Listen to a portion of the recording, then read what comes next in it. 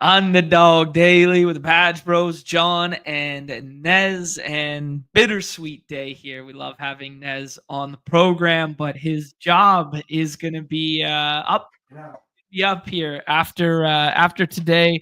We're going to be holding tryouts for Oh Nez boy. job for the upcoming weeks here because my friend is going to be on parental duties, growing up right in front of our own eyes, Nez. It's bittersweet. It's bittersweet. I feel like I'm saying goodbye forever, even though it's just 2 weeks. But 2 weeks in the streaming streets is a long time, John. It's a very long time. So Then you're saying you might be forgotten, dude. I'm gonna be a nobody. I'm not even gonna be a has been. I'm a never was. Oh man.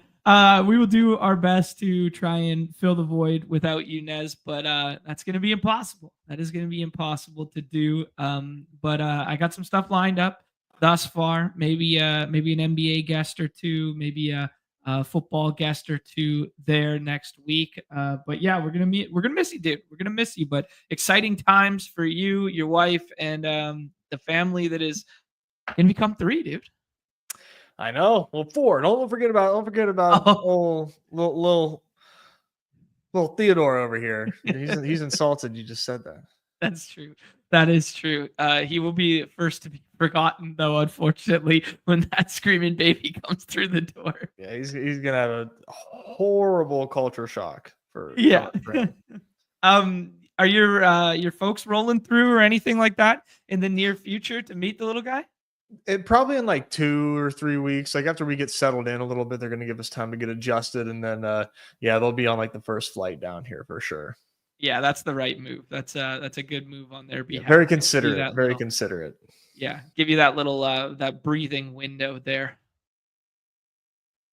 Right on, dude. Yeah, I don't know. Anything you want to say here? You weren't here yesterday. We'll go into the slate that was and that sort of thing. But anything on your mind outside of the obvious? No, no. I mean, I'm drafting today though quite a bit. This is, I mean, I'll probably I can't I don't even know if I'll ever take like a slate off. Like even tomorrow, I'll probably still be drafting. Um, but it's gonna be an early day tomorrow. So, but I'm Yeah. drafting a lot today, of course. Today is interesting. Today is interesting. Okay. I feel like I'm seeing things way different than other people right now. You know So what, Nez? I'm pretty happy you said that because I feel the exact same way. I did yeah. my ranks this morning and I ran like 20 something autos. I think I'm at like 45 total drafts or something like that. And I was like, am I taking crazy pills right now? Because I don't believe in half of these ADPs right now. Yeah. I mean, Um, it's interesting, man. It's interesting. I don't know. I don't know.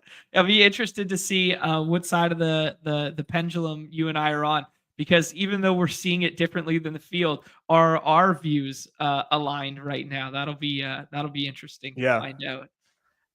Let's start with last night there, Nez. Weird slate. 5 games to late that I was really pounding the table for. Get over on Luca as much as you possibly can. I thought he was a damn near lock to play yesterday, and I thought it was a really good spot for him. And the one thing that I didn't get right in tandem with that was I thought Cole Anthony was a great play in the fifth round, and we got a late scratch on him. I really liked Cam Thomas, talked about Cam Thomas a lot yesterday. And then I really thought there was going to be someone emerging from Chicago in the last round that we wanted. And that did not turn out to be the case. Kevin Herter had an okay night. Tyus Jones had a good night, but he was, getting drafted earlier than that. Kobe White was, good night, but relative to his ADP, you wanted somebody else there. Yeah, I didn't really account for the potential Orlando situation, which how could we? And then the Sabonis one, I was on the wrong side of history, and that made me have a lot of lineups that were just stone dead with Sabonis at 9, 10, 11, something like that. Yeah, that was so goofy with the late scratch of Cole Anthony. Um, Mhm. that was very annoying. Wasn't too happy about that. I had a lot of Cole Anthony. I had a lot of D'Angelo Russell too. I thought D'Lo was Thought D'Lo was in a great spot. Thought he was going to have a great game off rest. Obviously, wasn't the case. Did not have a good game by any means. It was Trey Jones you needed, and I was taking D'Lo over Trey Jones a decent amount. Anytime Brook Lopez breaks a slate, it's that's where you start as far as for the lineups you needed. I was pretty even on Luka and Giannis. I was like capitulating on that. I was just like, I'll just try to be as even as possible. Weird one. I feel like I was close. I didn't have a terrible night. Almost broke even. So, that's me these days. Yeah, we'll take those. We will take those. Yeah, I misspoke. Obviously, Trey Jones, not Tyus. There. Shout out to Ashton, who says he got 12th place in there with one of the most disgusting lineups ever. We'll take a look at it in half a sec. Got to give a shout out here to Clint Jr. 8195. Paulo was the first rounder you needed. You could have got there with Luka. The problem being Brook Lopez rarely fell back to the Luka drafter. I think I only had one or two iterations of that because as the day went on, Brook Lopez's ADP was on basically just lived on the right-hand side of the board and just stayed there in that 28 through 30 range. Unabated was quite high on Brook Lopez yesterday. Hat tip to them. Led me to getting there. They were high on Nick Claxton as well, which led me to getting there in the fourth round more than just waiting for him in the fifth there. So shout out to good people at Unabated there. Bash Barty again up here again in second place. We've seen him with a win last week as well. So shout out there. But that combo you kind of needed was the Dame Lillard Paulo start at the front end of draft boards. I think a lot of people probably had bad nights because, at least for me, for a while, it took me until, late in the day to kind of think about a third potential option, which was, I think people were either building Sabonis in or Joe Val smash. Right. And Joe Val out. I mean, Joe Val flop, Sabonis out. And a lot of people were building like 1 or 0 in that regard, not thinking about a third option of, hey, Sabonis sits and Joe Val flops. That's what you needed. And Bash Barty tweeted that he had like 60 or 70% Joe Val last night. Oh, wow. Okay. So he found one of those lineups in that 30% that got home. So kind of a crazy thing there. Yeah, I know. Good shouts there. Good context there. We'll take a look at Ashton's lineup here. It looks like he was duped, but he said it was the grossest lineup ever. Justin Champagny, as soon as I walk away from him and realize he's not touching the ball at all, he comes back and does what he does when he starts and gets 38 fantasy points in the last round. There, he had 2 Chicago pieces here with the Kobe White and the Trey Jones there. And then Cade put up a big score, but he was kind of overlooked because it was hard to pair him with Cam Thomas and Brook Lopez, who were routinely going on the right-hand side of the board there. So just an evergreen reminder on a 5-game slate that the projections are so, like the bands of projections are so tight that you can be mixing and matching these players, like moving Cam Thomas to 15 instead of trying to wait for him to be a wraparound in the 4th there. So nice, well-constructed lineup there. I see my guy, Car Park. I'm wearing the Dirty Hands Clean Money shirt there. He's up there. Fully Loaded is up here as well. Vin Deep, T. Pollock. I mean, friends and family finding their way to the top regardless of slate these days, Nez. Yeah, Car Park's on a bit of a heater. Love it. Been up at the top for quite a while now. Maybe a little whiskey coming in the mail for the boys then. Who knows, huh? I could use a refill.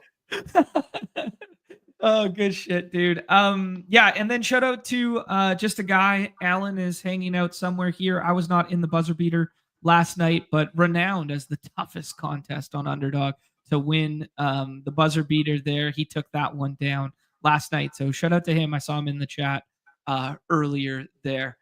Okay, cool. Actually, I had that one ready to pull up. There you go, buddy. The pool party. That 30 points from pool is what you needed in the buzzer beater. So crazy. Good to go. All right, Ness, let's talk about today. We got a loaded one. We got a 10-game slate here.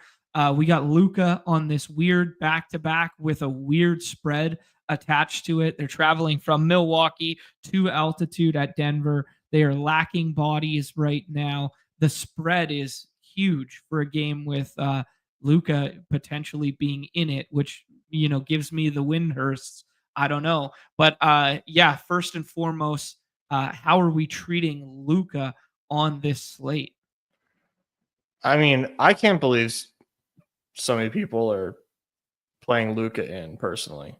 Um, I mean, the spread has gone down half a point, depending on where you look, to 13.5 now. Um, I don't know, man. I would be shocked if he plays here, but Yeah, it's interesting because on one hand, this is a very important game from the standings perspective, right? And they're without a lot of bodies. On the other hand, this is a very weird spot to just be like, okay, we're traveling cross country, we're going to altitude, we can just wave the white flag and move on because our upcoming schedule is so dense as well, right? And then you look at the context of the slate, and it's a pretty stark drop off in terms of like talent and fantasy point potential. I mean, I know Harden's been playing some good ball and he's in a quote unquote smash spot with the pace up versus Atlanta today, but like they got almost everybody outside of Norm Powell and maybe Ben Simmons this evening there. It's a real stark mental drop off to just not click Luca, right? yeah, yeah. I just I don't know, man. Even his comments, he's like, we'll see on the whole him playing in general thing. Mm-hmm. The spread right now is gonna jump like 5 points if Luca is in.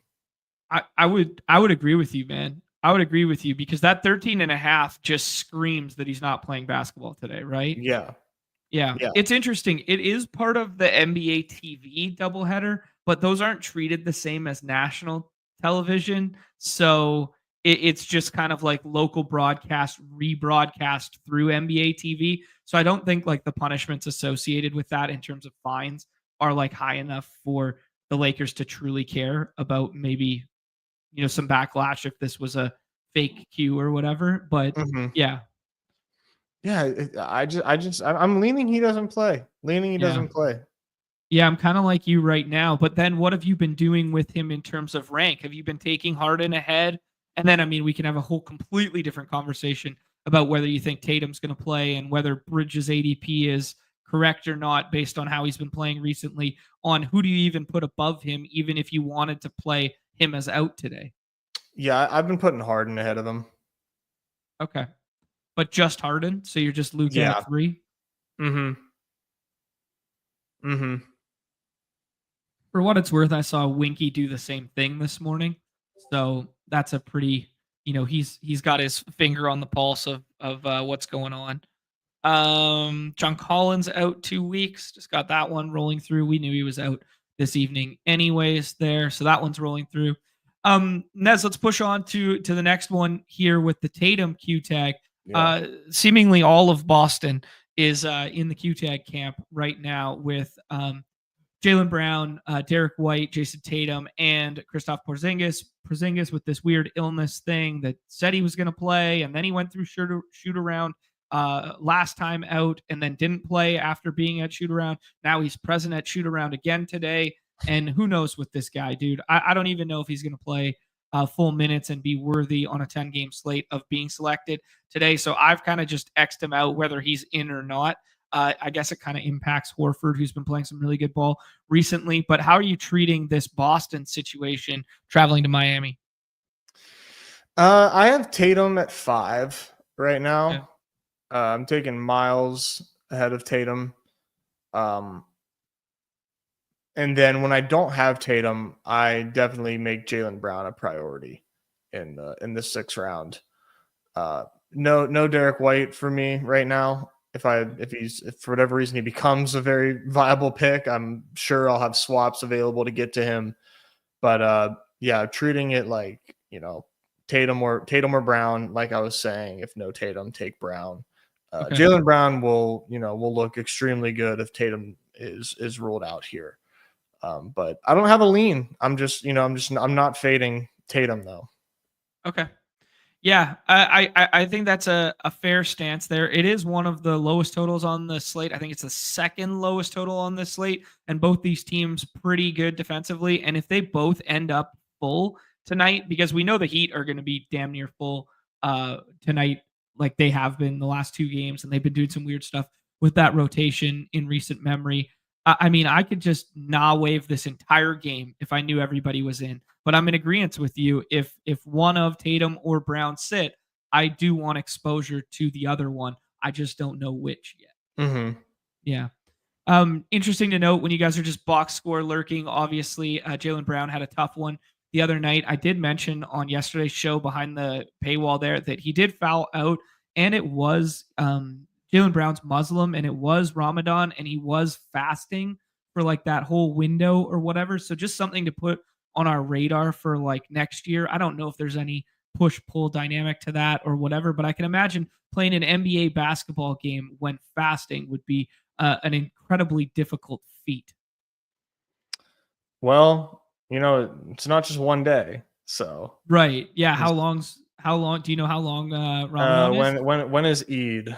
2025. There's always it changes all the time. So Okay. So Eid, it's in 2 weeks. So if you're he's not. if you're a believer that he can't perform during Ramadan, you got 2 weeks of fading Jaylen Brown. So he doesn't. He doesn't fast for this entire duration. There's a fast window within it. Let's break down Ramadan. So, we got to get to the when the sun rises, yeah, they begin their fast. Okay. They don't, no water, no food. When the sun sets, then they can begin to eat. Okay, so it's no and food drink. with sun up to sundown. Okay, got it. Wow, that's crazy because this is like a extended. That's a month window. I mean, obviously his body will adjust to it, and you kind of do like the inverse of intermittent fasting, I guess. But from They a have meals professional, like in the middle of the night, like iftar. They'll like have a big meal in the middle of the night, and then one like in the morning too, wow, like before the sun comes up. yeah, like that would really flip your routine as a professional athlete on its head, right? Like that'd be tough. Yeah. Yeah. Yeah. Yeah, like you're going out and playing a basketball game and burning like 5,500 calories or whatever it is. Well, you got a carb load when the you got a sun goes carb down. load all night long or something. Yeah. I love that. I love that angle. I love that angle. That's wild.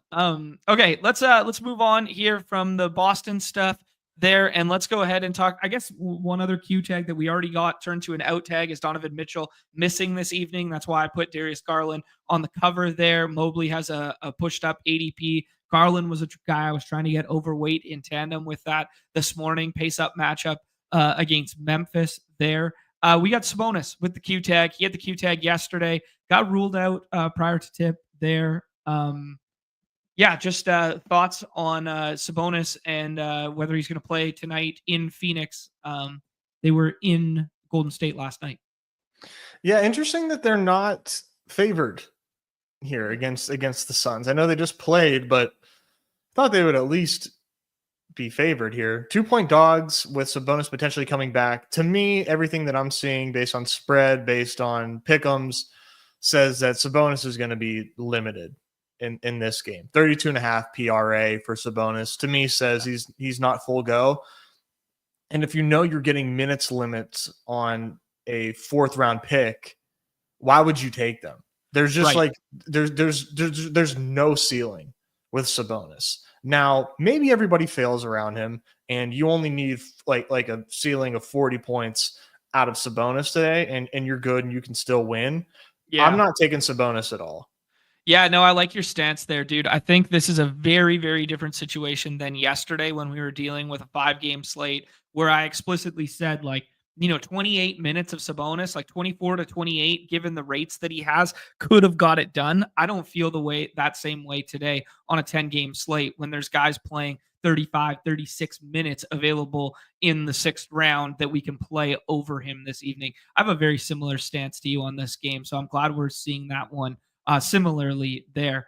The one thing about it though is if you want to go back to the Sacramento well because all of those guys are going to look better if he gets ruled out. The saving grace this evening, juxtaposed to yesterday, was yesterday the swap options were terrible, right? Like you were swapping to Buzelis and Champagne and those kind of guys. If you thought this evening you can just swap to Levine or maybe even DeRozan in certain rooms or Joe Val 100% of the time if you wanted to, which makes it a little more palatable. But we both are kind of in the camp that he plays this evening and he plays limited, which would be like the not low outcome.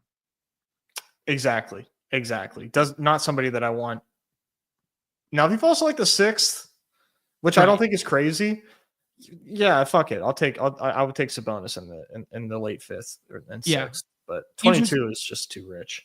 Yeah, an interesting reminder for everybody that it is a hamstring injury after missing 6 games. I think it was number 6 was last night. So hamstring is just like, man, like that's one of the things that you can't really stay fully in game shape because you can't really be running with a hamstring, right? So they're always the kind of injury that guys come back and they're like slightly limited with.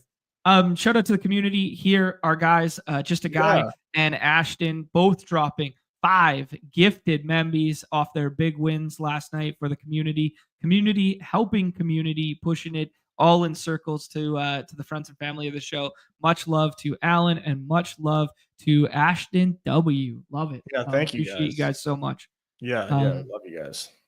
Great way to pay it forward. I respect it so much. Not necessary by any stretch of the imagination, but in terms of things I love to see from the community, the gifted memberships, they make it all worth it.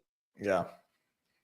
40% Joe Val last night. Yeah, I think a lot of people were playing the Justin scenario there. I think you were in that camp too, Nez, where you guys were playing Sabonis out, trying to get overweight, smash Joe Val in the 5th round kind of thing. Yeah. It was like, oh, what if there's a third thing? What if it's not binary? And turns out it wasn't. Yeah. Okay, let's keep pushing through here. We got JJJ listed with a Q tag here, gonna impact the Memphis rotation stuff. I'm gonna skip past those ones for 1 second because I like talking about JJJ first. That situation. He's missed 4 ? After the ankle sprain that ruined that slate where 5. Thank you. I think 5. Okay, he sprained his ankle like 30 seconds into the ball game, a la the TJ McConnell, and then he has not played basketball since. I think this is kind of just a pure fade for me, but I could see wanting to get some late swaps. But I do want to think about the push-pull dynamic of a pace-up game against the Cavs here without Donovan Mitchell. If you take him out right now, you instantly would want to boost Bane and Ja. If you leave him in particular, Bane's ADP is probably wrong. How do you feel about this scenario? I kind of think he plays. Okay, cool. And I don't think that he plays full go necessarily, but I do think that he plays. And he's been like with the team, it's shoot around, like practicing for like a few days now. Okay. I keep seeing that note on him, like, like, is he questionable? I'm like, oh no, he's still out. But now he's finally questionable, but he's been around the team. Just kind of twisted his ankle. It obviously wasn't pretty. He was up, landed on it, and twisted it, and it kind of like, went forward on him. So clearly enough to hold him out for 5 games. I think he plays. Like I said, I still think it's going to be full go. I've taken him in the 6th round here and there. I love this game, but his Q tag and his presence definitely hinders the upside of Bane specifically. Ja too, but specifically Bane. I think Bane clearly a huge benefactor to his absence. Yeah, absolutely. Both in terms of usage rate, touch time, and rebounding opportunities there. Full agreement with you on the push-pull dynamic. I was treating him a little more out because of how forthcoming Memphis has been all season long with their injury report, how they do this kind of staggering where they do the doubtful tag, then the next game he's Q, then the next game he's in. They're one of those teams that do the progression one, but maybe this is a little bit different with a star like JJJ and with the context which you put on there that he's been at practice and present at shoot-arounds and stuff like that leading up to this. Either Yeah, he way, does. He just played the Heat tomorrow at home, like Justin said, front end of the back-to-back. So that is that definitely changes things for me. I'm never like knee deep in the schedule like that. So that was yeah, that's a good point. That's a good point. That definitely throws a wrench in the situation. okay, there's the nice thing about Memphis is at least both games are at home. These next two there, so they're at home tonight and tomorrow.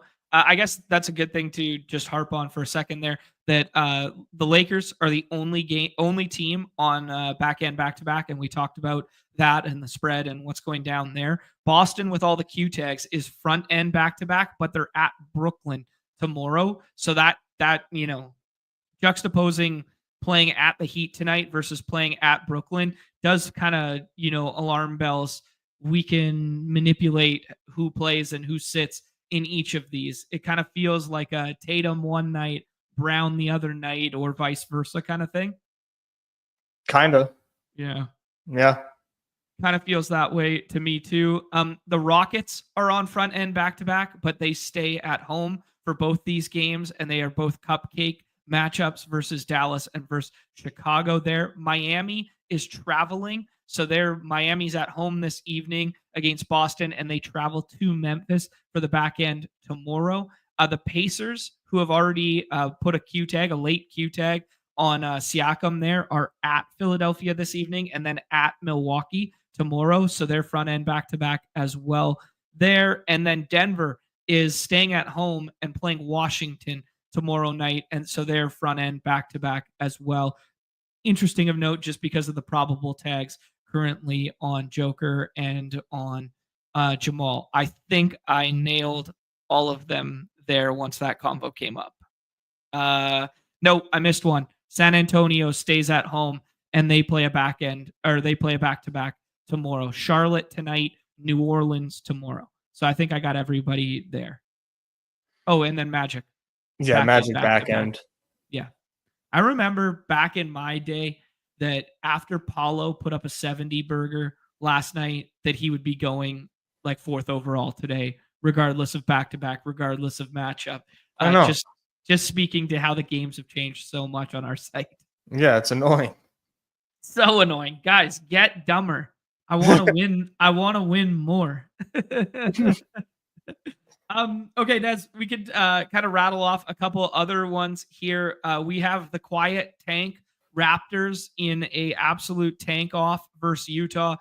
We could talk about that game specifically in the future here, but Scotty Barnes, aka Scotty Bolway, got ruled out prior to tip last time there when RJ was out as well. He's been playing in the 20s there. I'm kind of just not waving this game, to be honest. I know it's pace up. I know it could have fantasy goodness. I'm really, really scared about starter minutes here, and seeing what they did with Jamal Sheed the other night. I think they're going to protect guys of bigger asset threshold than Sheed in the same capacity going forward here. So I'm really scared of Raptor stuff. Do you have a lean on Scotty? I don't think Scotty plays. Okay. Have you been taking RJ and those guys then too, like IQ? Not IQ, but I've been taking RJ. Okay. Yeah. I get being worried. I do. Yeah. I just wonder, man, like with the fine that the Jazz just got hit with, can the Raptors potentially get hit with a fine for, benching your fucking starters in a 1-point game? Like, can you, right. For, impacting integrity or something, they can find a reason to fine them for this. Like, I just wonder if that's sent enough of a message to organizations. Probably not. But, I'm trying to, I think I'm going to stop drafting as much RJ, but man, it just feels like, I just want to, because like, what if they don't tank? What if they don't tank tonight? And then RJ without Scotty drops 50. Like, yeah, he's going to look so fucking good. He's going to look good in projections, even if you only project him for 28 to 31 minutes. It's just whether they do the white flag thing again. And if they showed the propensity to do it with like Sheed, like he wasn't even playing like, how do I spell his name? Is it H? Yeah. He wasn't even playing particularly well. And they just go, oh, yeah, 12 minutes. You're not starting the second half. Like this kind of thing. And they're like protecting, in quotations, a second round pick kind of guy. I think they're going to protect other more valuable assets, right? Yeah, I mean, I don't think that RJ is going to play 12 minutes. Like I Right. just Sure. think Yeah. that Yeah. he will. He will. Will he crack 30? Mm. Will he crack 30? That's the question. That's the question. It doesn't seem too safe. I'd slam the lower on under 30. Yeah. Yeah. Yeah, this is kind of a repeat of exactly what we just saw with the Sixers versus the Raptors, where they're having this tank off, right? Mm-hmm. It was plus 17. Can't risk it. He can't risk it. He was plus 17. Oh my god. Couldn't risk winning. Nez, the other ones that are impactful here, Siakam was going in every single draft prior to this, and then he gets slapped with midday Q tag here, late edition. Actually, didn't even look up what the designation was. I will look that up right now. But yes, they are just looking at the other side at the 76ers and going, yeah, we don't need to play everybody tonight, and we can still get this through kind of deal, right? Yeah. It does seem like he's for sure sitting. Mm-hmm. Yeah, I'm in lockstep with you. We'll do that one game by game and talk through the implications in half a second.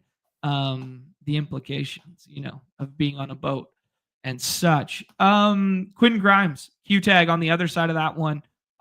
This one was not a late ad. He was part of the original there. He's been playing a lot. This is an illness Q tag, though, which is always scary for middays. Yeah, he's a fade for me right now. Like, okay. I think he's a nice option if you want to take him in the 6th and have a swap. I would treat him as a wild card. Okay, sounds good. Eggers woke up and chose violence today, saying I have to win first. Buddy, I got a crown this year, all right? I got a goat horns on an NBA slate this year, so you stay in your lane, my friend. All right, it is yeah, I think that's kind of all of it there, unless the other one we could talk about is Capella being out and what that means for Atlanta, but we'll get there in the game by game. We can now wave some of these, but the first game on the slate here, beautiful unabated interface here. We're dealing with Pacers and 76ers, the one we were just talking about, 231.5. Pacers are 12.5 point road favorites, and that isn't even the North Dakota there. Pascal Siakam was an ad with Q tag there with a bunch of words that I can't even pronounce, which is interesting. And then, yeah, basically all just the G Leaguers. Interesting to note that Quentin Jackson has a probable tag as a G Leaguer. We talked about the Pacers being really forthcoming with their injury report. So just a little something that they're listing a G Leaguer as probable. There's a push-pull dynamic with Pascal sitting this evening there and them willing to run, 11, 12 deep this evening against what they think is waving the white flag 76ers team. 76ers side have Drummond and Justin Edwards with the Q tags, Quentin Grimes with the illness downgrade, and then they're obviously still without Maxey, Lowry, Eric Gordon, Paul George, and Joel Embiid. Kelly Oubre has a Q tag as well, and Alex Reese, who could factor in to back up 4-5 run there. Can we just nawe this whole game, or do you want Hallie? Do you want Turner in the last round? Do you want someone from the Sixers? I mean, I think you might see Hallie fall to a palatable point in drafts. Okay. Like, I want him past ADP. For sure. Okay. For sure, past ADP at some point. Let's play 15 feels rich, but by projections, these models, they don't know context, so they're just like, oh, Tyrese Halliburton against this game, he's gonna have 40 fantasy points. Like, right. Really? He might.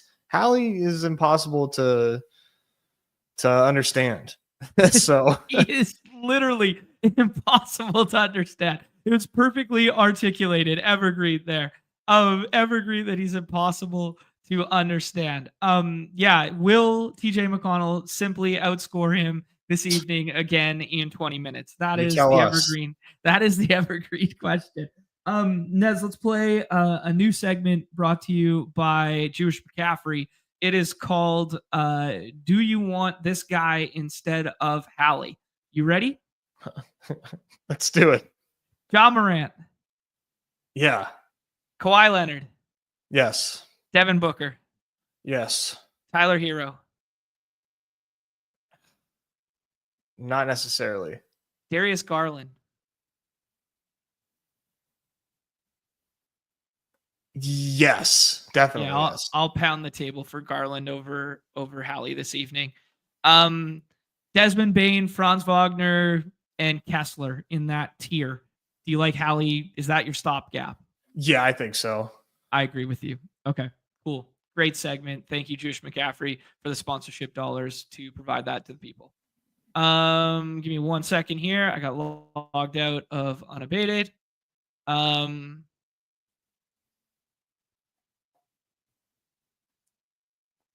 back. All right, boom. Celtics and Heat, both of these teams front end back to back. This is a 215. Celtics are 8-point road favorites here. We listed off all those Q tags earlier, but just to double down for the people here, why do I have to scroll so far to find these? Because they're at the very top. All right. Jaylen Brown's got the Q tag. Al Horford has a probable tag. Christoph Porzingis with this lingering illness thing, but was present at shoot around, Q tag. Jason Tatum Q tag. Derek White Q tag. I think we can kind of just skip the Boston side here. We talked about it with the push pull of the Q tags. We want to get a little bit of Brown on lineups that we don't have Tatum. We want to have Tatum at 5 when we don't have Brown. We're probably not pairing them together because we do not think both of them play in the ball game this evening. It's going to be one and or the other. That's my lean. That's my lean. I'm in lockstep with you there, Nez. The Heat are nearing as full as they could possibly be. We got Wiggins available, Ware available, Duncan Robinson available, Terry Rozier, Haywood Highsmith, who started the second half over Khalil Ware out of nowhere, RKO out of nowhere for some reason last time out there, and then Jaime Jaquez available. When the Heat are at full and they are playing in a low total game and they're playing in a slow game against a good defense, I am not waiving every fucking Heat player today in my rankings. Am I crazy? No, Bam is way overpriced for sure. Hero might be. I just noticed Zakarian like once said that like threes against the Celtics is like their weakness. Like they give up a lot of threes. So that makes me think like Hero is viable. Otherwise, no, you're totally fair to do that. I still think that the Celtics would be greater than 8-point favorites if everybody was healthy for them. I agree with you. I do think catch and shoot defense wise and on ball defense that this team is better than the metrics suggest right now because they've been dealing with so many in out Q tags and so many shifting rotations in recent memory. I do think when it comes to it all said and done that the Celtics, they're willing to trade threes with you and not be the greatest perimeter defending team in the regular season right now because of where they're at with bodies and because of the fact that they think they can out 3-point shoot any team right now. So if you want to play the way in which they played against OKC the other night and just play small and trade threes, they're just like, yeah, fine, have at it. In terms of like D'ing up on a guy like Tyler Hero, I wouldn't put too much stock in the metrics of like they're bad against catch and shoot threes because I think they can D up when they choose to against a guy like Hero who primarily wins via the three. Does that make sense? Yeah. I never really like gave it too much weight in my process, but you know, Hero, I don't think Hero is a bad pick. I think his price makes sense. All right, sounds good to me. Are we taking Duncan Robinson? No, we're not taking him, but I would not shy away from the potential in the lobbies, in the pick'em lobbies. There might be a little something floating around. Nez, let's move on here. Hawks and Clippers, big pace up spot For the Clippers here, big pace down spot and tough defense. For the Hawks on the other side, 233.5. We have Clint Capella out for the second straight game with personal reasons. The Clippers are 4.5-point favorites on the road in this one. Clippers are still without Norm Powell. And then they have a Q tag on Ben Simmons, which matters in terms of Zubac, who I put on the cover there just because he's been playing good basketball and we never use him on the cover. And this is a pace up spot for him. It should be a half decent going up against a Kongu there. But yeah, I will like it a little bit less if we get Ben Simmons in this evening and then they have the ability to close small if they choose to close small. I don't think they will choose to close small this evening, but it does limit the ceiling of Zubac a little bit there. On the Hawks side of the ball, the Capella one, as I already alluded to, all the out tags we've been dealing with previously, Larry Nance and Jalen Johnson. We got the probable tag on Trae Young, which is that right Achilles. Good to see that has shifted where he had the Q tag with a hamstring, and now we're going back to probable tags with the right Achilles that he's played through all year long there. Thoughts on this one and thoughts on targets at ADP here, Nez? Awesome game. Zoobs looks incredible at ADP. Kawhi looks great at ADP. I'm gonna have a lot of Harden because I'm currently fading Luka, but I don't know. Maybe the more we talk about this, I might put Luka back at 2. I don't know, but we'll see. But no, I love this game. I love this game here, and yeah, for Atlanta, it's like Trey and Dyson for me. Watch Onyeka like pop off because the last time that I did the algebra of no Capella equals smash spot for Onyeka. He absolutely. Hey, the models agreed with you, dude. The models agreed with you. Yeah, they sure did, John. Yeah, I'm fucking crushing post lock Sims. No one's touching your boy post lock Sims. I'm the goat when you run those babies, but actual outputs have been trash for your boy. Mm-hmm. So yeah, man, probably not going to do Onyeka today just because the slate is deep. So Trae Young and Dyson for me. What's going on in the chat here? Guys are talking about. Sounds like I need confirmation. I need context, guys. Because like Brandon is like a confirmed troll, so I can't trust Brandon McNair. Yeah, but I trust Matt and Tyler, and they're both saying something's going down with Underdog right now in New York. We'll have to look into that, but okay. So I have no information, and I'm not privy to what's happening right now. I do know that in the past, due to state by state like legislation, that New York was one of the ones that was hard done by when it came to the pick'em stuff in years past. And when stuff got shifted, yeah, guys are suggesting it might be a glitch. Some are saying they emailed to check things out, saying it's good in Jersey. I'm gonna send a message to Numi just to let him know that you guys are having these issues, and we're just gonna get a little confirmation. In the meantime, let's move on. Clippers. Yeah. Clippers. Harden at 2 and/or 3, pending your feelings on Luka. Is there any bear case on Harden, who's been a monster for the last 5 games, there that you can, push somebody else behind ahead of him in the 3-4 range there? Like if Tatum was playing and Jalen was out right now, would you rather have Tatum or Harden this evening?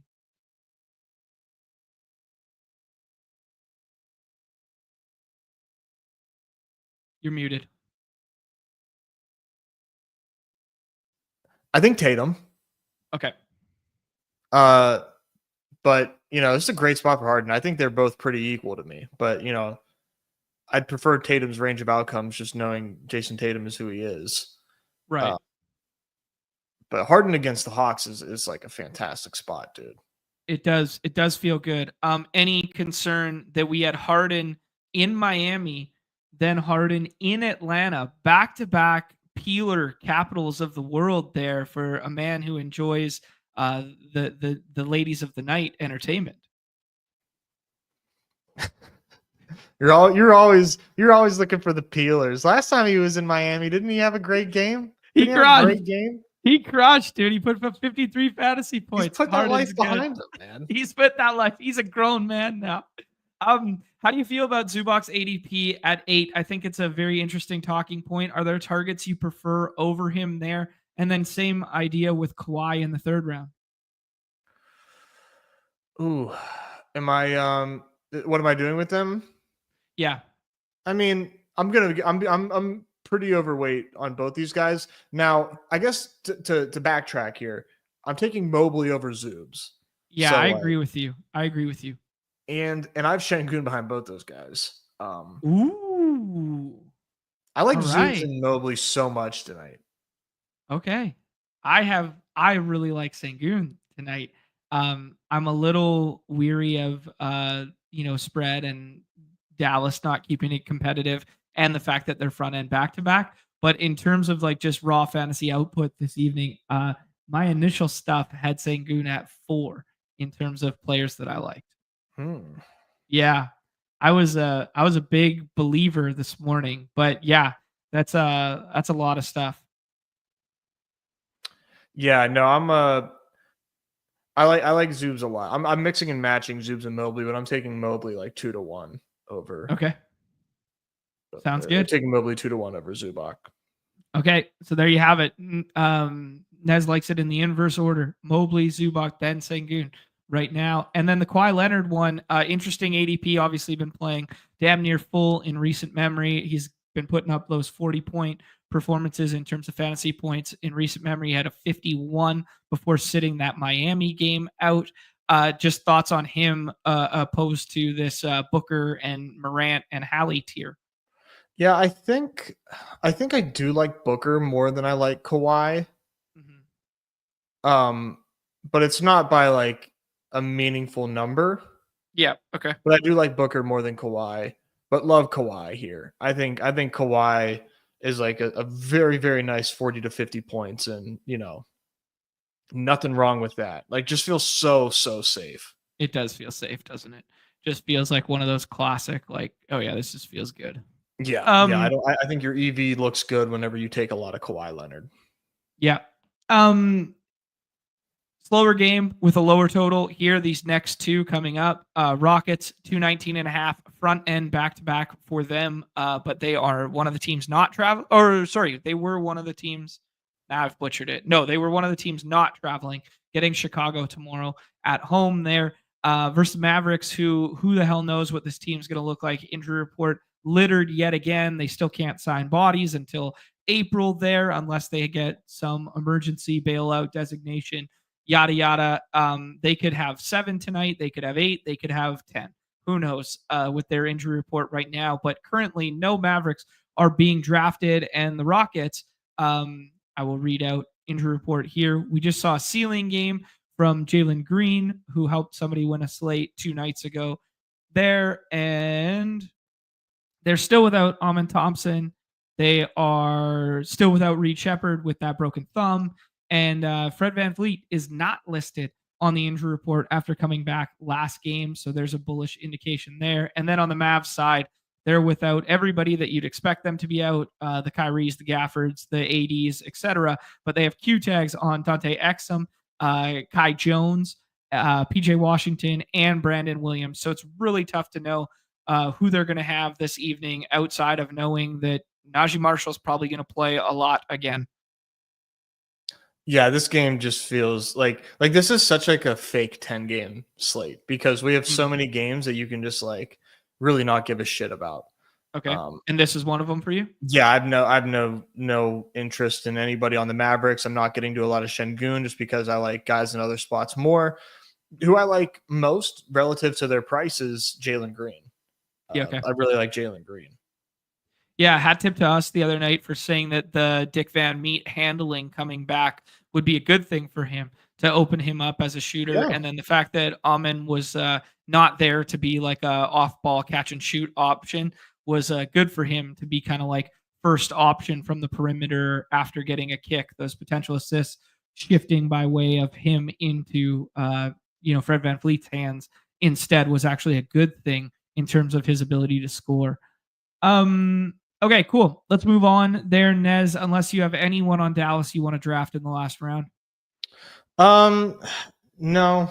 Okay. No. Now wave it up, baby. Yeah. Najee. I had so much Najee too last slate. Again, just crushing post lock sims.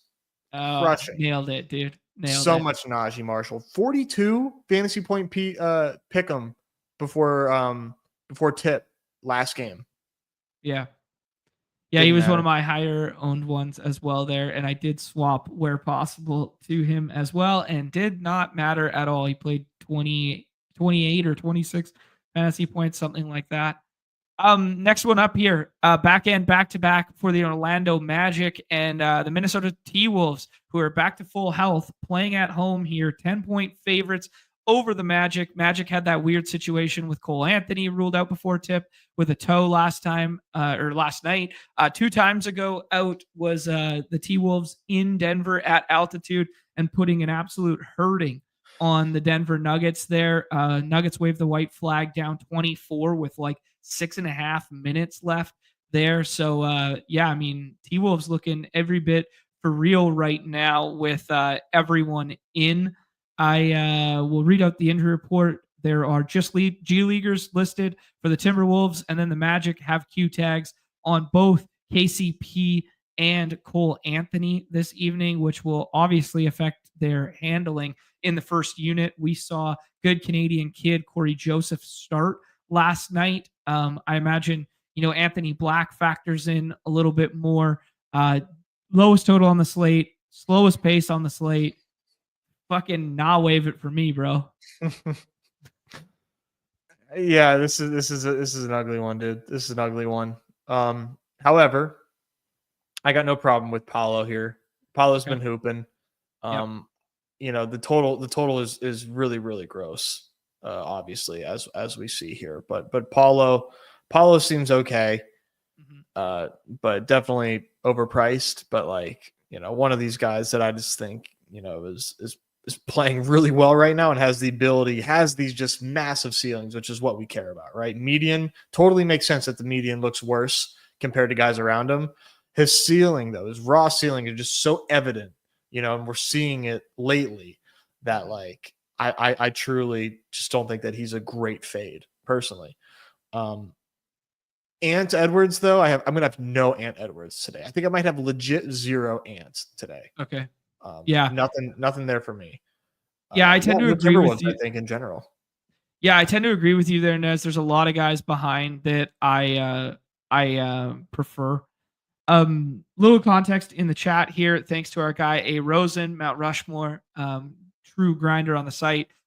Just got a message from support. Hey there, New York State government is requiring Underdog to stop operating all contests, including pick'em and drafts, effective immediately, while any existing draft contest entries will run to completion. So if you guys have entries in this evening, those will all run to completion. You'll have access to your funds. You'll be able to, withdraw and that sort of stuff after that.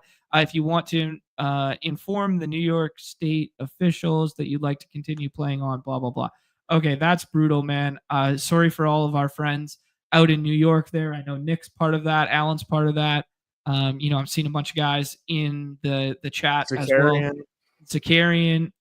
Yeah, man, that fucking sucks. This has happened once before in New York, and it's just state by state legality of red tape when it comes to skills versus gambling versus sportsbook games, and it's all just empty legislation of people batting heads against one another. So very unfortunate. I know this happened with the redacted sites in the state of New York. What was that, 5, 6, 7 years ago as well? So just a little bit of red tape that give Underdog time, man. Give Underdog time, because they obviously value you guys as players, and this shit will sort itself out in the future there. But that is very unfortunate for this moment in time. Man, it's wild. Yeah, that sucks. It reminds me of the OG poker days where it was just like state by state it can just not wave at a moment's notice and then just freeze it, and then the site gets frozen for like 2-3 months. Then they shake hands behind closed doors. It starts again. Like it's just state by state hopefully this is gets so resolved difficult. sooner than later, because Yeah. yeah. Absolutely, man. All right, let's push forward here, Nez, for those of us who are going to continue drafting this NBA slate this evening. Spurs and Hornets, 231 here. Spurs, weird situation with De'Aaron Fox there. We knew he had the mallet finger thing. We knew he was playing through it with the Kings. Then he got traded. It looked like the Spurs had an ability to contend. Then Wemby gets hurt. And Fox was clearly playing through something. Then all of a sudden, he turns back the clock, pretends he's not injured last game, breaks the slate, and then immediately after gets ruled out for the season. So unfortunate news there, but they're quiet quitting on this one. He'll have surgery and be ready for next year with Wemby there. So the Spurs are going to open up a whole lot of value to us in terms of ball handling and first unit scoring without Fox there now. And they get a nice matchup versus the Charlotte Hornets. The Spurs are still favored as 2.5-point favorites at home here in a 231, which is kind of a surprising, just kind of surprising that they're favorited at versus the Hornets this evening, when the Hornets are nearing full and being playing half decent in recent memory there. Charles Bassey is still out, factoring into that 5 rotation. So we're going to see some more Bismack Biyombo. And then on the Hornets side, basically all the out tags we've been dealing with in recent memory, nothing new there. So they're going to have Miles Bridges, LaMelo Ball, and Mark Williams going this evening, who get drafted in every single draft. Thoughts on this one and favorite targets, my friend? Yeah, like you said, dude, this is a weird one. I'm drafting Miles Bridges at ADP. Just doing it. Did it last slate. It was fun. It worked out. That was cool. I think I'm gonna do it again. LaMelo Ball looks pretty damn good here too. 230 total with a tight spread. Yeah, LaMelo looks good. Mark Dub looks like a nice pick too. Take a little bit of Mark Dub here and there. 30 PRA. That's pretty nice. Usually a guy like him's like 28. Get to 30. All right. I think we got a little bit more of a ceiling there. I think the real interesting thing is, what do we do with the Spurs with no Fox? Now, Fox was essentially a ghost these last few games anyways, but he's off the floor. With the exception of the last one there, that 50. Oh, yeah. Don't let me forget that, John, that, the guy finally pops off the slate before he gets out for that was so unbelievably stupid. It was crazy. That was up there with the fucking Paulo first game back, putting up 2.5 fantasy points per minute. Yeah. Shout out to everybody that got home with that, though. Good job, guys. Thank you. 30% Fox. Glad you guys think, if you want to think freely sometime, let me know. So I think Castle's a really interesting piece here, just because I think he's going to see more minutes, right? Yep. And has not seen 30 minutes really hardly ever in this season. With no Fox, I think they have no choice but to have Castle out there for over 30 minutes. And if that's the case, I'm pretty excited about him tonight. Oh, there's Luka. Yeah. Let's fucking go, bitch. Let's fucking go, son. What do we got? Ball knowers, rejoice. We did it. What do we got? Luka out? Yes, sir. All right. Yeah, that spread was pretty gross there. So, yeah, that's a pretty good indication. Luka out this evening there. Dorian Finney-Smith, doubtful as well. And Gabe Vincent, doubtful. Come on down. Jordan Goodwin night. If you're playing on #redacted, he is going to instantly become Stone Cold Chalk. I'm not going to wave him in the 6th round either. I might mix him in. Jordan Goodwin finding himself, relevant. Connect season as well. Yeah. This is an interesting conversation. We'll get to that game next here, Nez, or second to next. But where would you, for the people drafting alongside us right now, where would you move Austin Reeves in your ranks to right now? Well, they're still going to get killed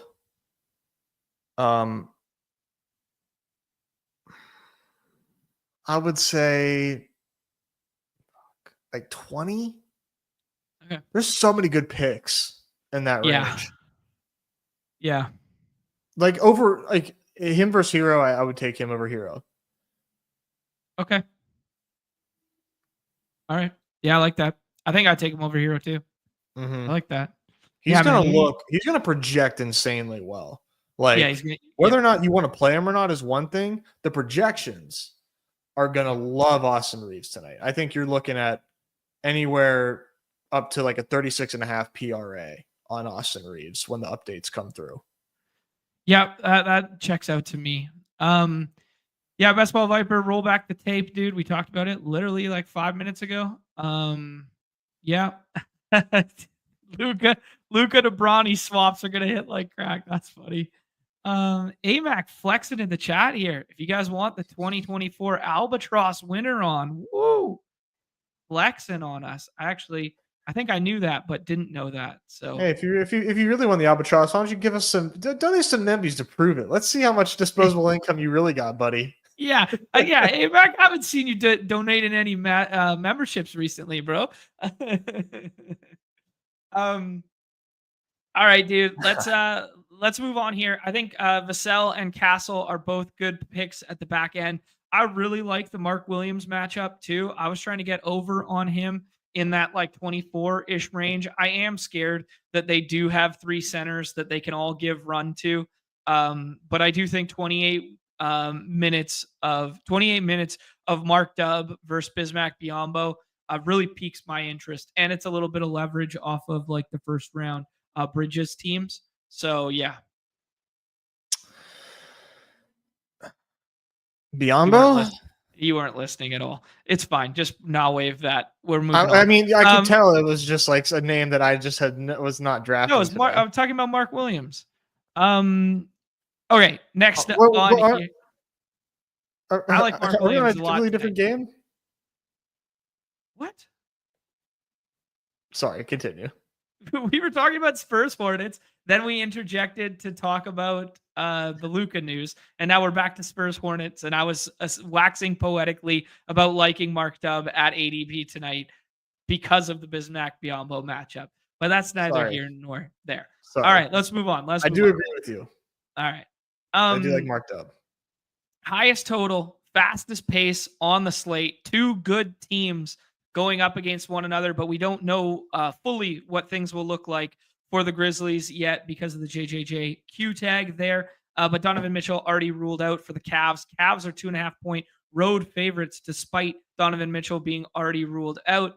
This is a 244.5 fastest pace, highest total, tight spread. Man, this is a game in which I was trying to get over the field on this morning, and that was by pushing up everybody. Oh my God, Nez. We're terrible people. We're terrible people. He did it. We're great salesmen. Oh my God. What a legend. Dropping 20 Bash Bros memberships. I didn't mean to gaslight this poor guy, and he fucking did it.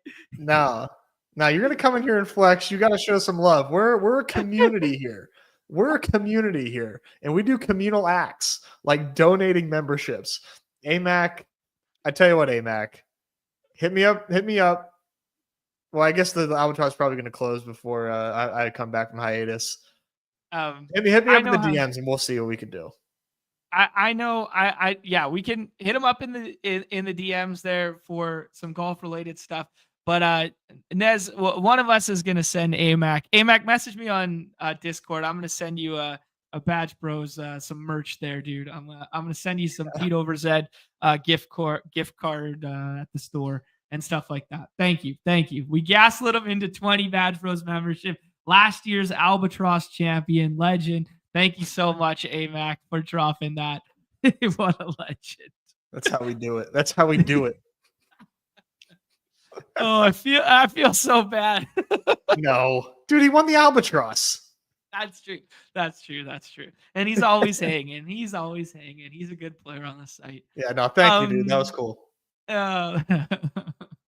Okay, Nez. I was trying to get over on Garland early. I was trying to get over on Mobley early there. The Grizz stuff, I'm a little more cautious about with the JJJ, but we talked about that dynamic earlier in the show. If you guys want to run the tape back on that one. But yeah, just thoughts on all the ADPs in this game. And is it something you're trying to stack, get ahead of? What are you thinking, dude? I think this game is like potential fantasy game of the year. Mhm. Love this. Love what's happening here. Okay, cool. It would be even cooler if JJJ just kind of took a back seat here, and then we get just like, the God mode Bane that we've seen. 33 minutes of Jaw, 34 minutes of Mobley, 33 minutes of Jared Allen, 38 minutes of Garland, and this game is just pure sex. And Yeah. and I would love it. I mean, 243 total with a tight spread like this. Come on, man. I want everybody in this game. Yeah, man. I fully agree with you.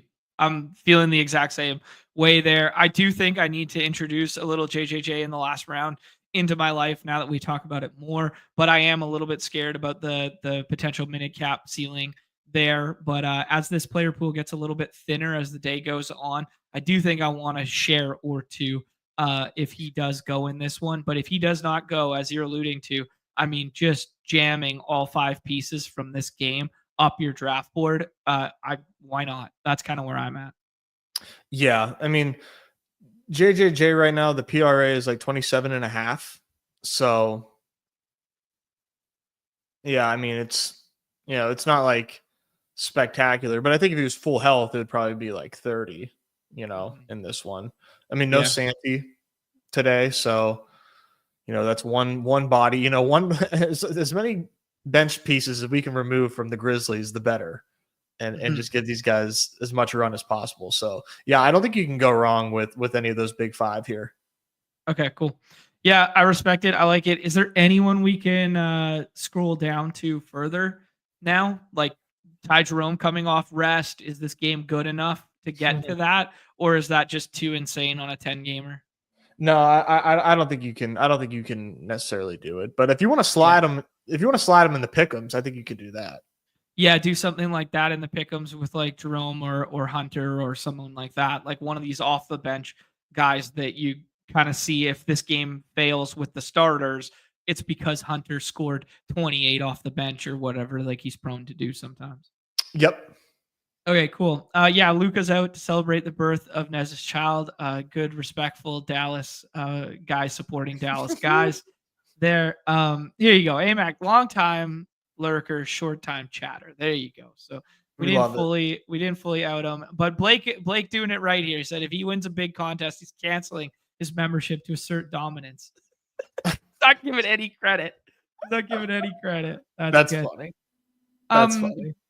A lot of questions in the chat about thoughts on Joker. Now, guys, I mean, 15-point favorites at home with the probable tag. This game still means something to them. Like, you can't not wave Joker at 101, but there's a non-zero chance that they just go, okay, maybe this is night off for Joker. But they did just lose at home by 20 some odd points to the T-Wolves, and Joker didn't play a ton in that game. I think he ended up playing 28. I will check right now.